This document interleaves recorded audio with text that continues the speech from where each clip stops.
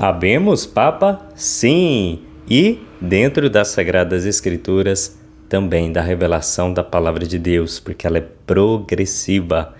Eu vi alguns canais de alguns irmãos dentro do cristianismo que não são católicos, evidentemente, falando que não, habemos Papa não.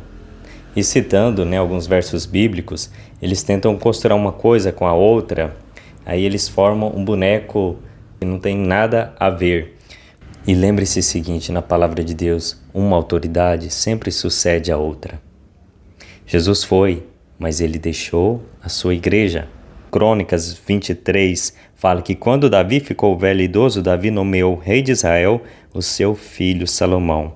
Reuniu todos os sacerdotes de Israel, os sacerdotes e os levitas, ou seja, a sucessão. Então tentam dizer que o Papa se coloca no lugar de Deus, que não tem hierarquia na igreja cristã. Muito pelo contrário, a gente vê aquela coisa meio assim relativista, em Eclesiástico, capítulo 50.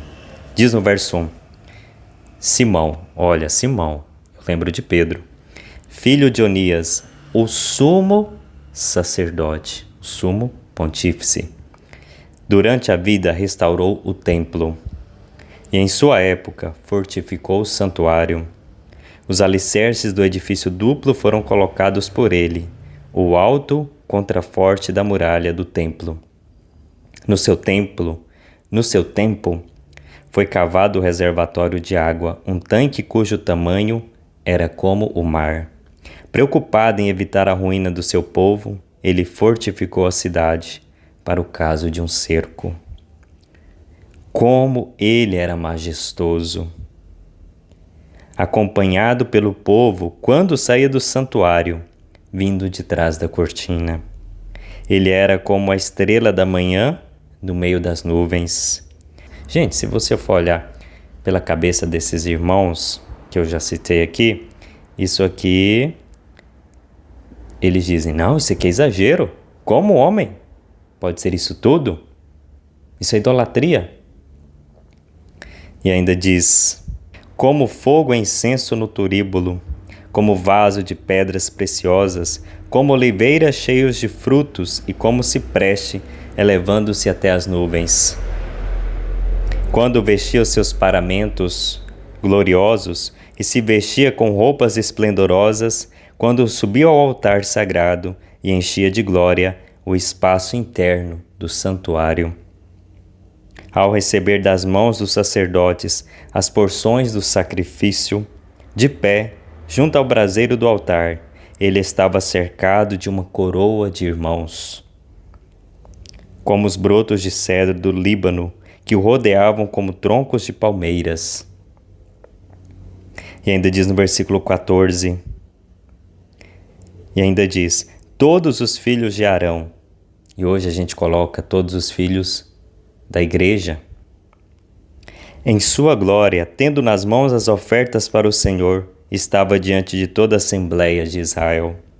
Terminado a liturgia no altar, e para deixá-la mais bela, a oferta ao Altíssimo Todo-Poderoso, ele estendia a mão sobre a taça e fazia a libação com sangue de uva, derramando-o sobre as bases do altar, como perfume agradável ao Altíssimo. E ainda diz no 17, então todo o povo se prostrava junto com ele, caindo com o rosto por terra para adorar o Senhor. E no verso 20, nesse momento Simão descia do altar e estendia as mãos sobre toda a Assembleia dos filhos de Israel, para dar com os lábios a bênção do Senhor, e para ter a honra de pronunciar o seu nome. Então todo o povo se prostrava de novo em adoração para receber a bênção que vem do Altíssimo. Olha só, a gente vê isso no Papa, As pessoas se prostram para ele dar a bênção de Deus. Como a gente faz nas nossas famílias, os nossos pais, bença pai, bença mãe. E eles falam, Deus te abençoe. Deus que criou uma própria hierarquia, na criação mesmo, a hierarquia, o homem, a mulher e Deus já é uma hierarquia. Então é bem interessante a gente ver por aí o pensamento dos outros irmãos, porque é uma oportunidade para a gente aqui trazer uma catequese, porque eles falam assim, solo Cristo, né? Solo Escritura, só isso, só isso, só isso. Mas na palavra de Deus, em toda a realidade das Escrituras, esse só é muito complicado. Sabe por quê? Porque Deus é família. Desde o início da criação, Deus criou um homem, uma mulher e ele junto. Ou seja, Deus é trindade, é comunidade e é família. Ele mesmo formou um povo. Deus é povo. Isso é muito interessante, porque se a gente não entender isso desde o início, a gente cai nesse individualismo, dizendo assim, eu não preciso de uma autoridade, não é verdade? Eu só preciso de Deus. Ora, se você não obedece àquele que você vê, fala a palavra, né? Como que você vai obedecer a Deus que você não vê? Não é verdade? E dentro deste âmbito familiar, pensa na sua família, cada um tem uma função. Deus é assim. Desde o plano da salvação, olha a Trindade, o Pai que criou, o Filho que nos salvou e o Espírito Santo que nos une, que nos santifica. Ou seja, na pedagogia de Deus, todos participam. E nós, cristãos, também participamos. A própria carta, a segunda carta de São Pedro diz que nós participamos da natureza divina. E o próprio Cristo diz que a igreja, que ele é a cabeça da igreja, que a igreja é um corpo. São Paulo mesmo disse, se não me engano, em Coríntios, que a gente não pode falar assim, eu não preciso da mão, do pé. O que São Paulo está dizendo? Eu não posso falar que eu não preciso da comunidade. Eu preciso de todos. O corpo inteiro precisa estar unido, uno. Então não posso dizer que eu não preciso do meu pé. Então não posso dizer assim, eu vou só diretamente a Cristo. Não. Deus partilha sua graça. Por isso que em Cristo nós nos tornamos filhos de Deus. Por isso que Deus nos deu a oportunidade de ser templo dele, templo do Espírito. Por isso que nós recebemos o próprio Cristo em nós e nos cristificamos. Isso não tem valor? Isaías 22, a partir do verso 20. Pegue a sua Bíblia depois e faça uma reflexão. Diz o seguinte, nesse mesmo dia, vou convocar meu servo Eliacim, filho de Elcias. Vou vesti-lo com a túnica que pertencia a você. Vou firmar-lhe a cintura com o cinturão que você usava. Colocarei nas mãos dele o poder que era de você. E ele será como um pai. Lembra a palavra papa? Pai? Para os habitantes de Jerusalém e para a casa de Judá.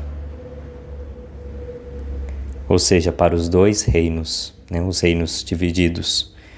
Colocarei a chave, olha a chave.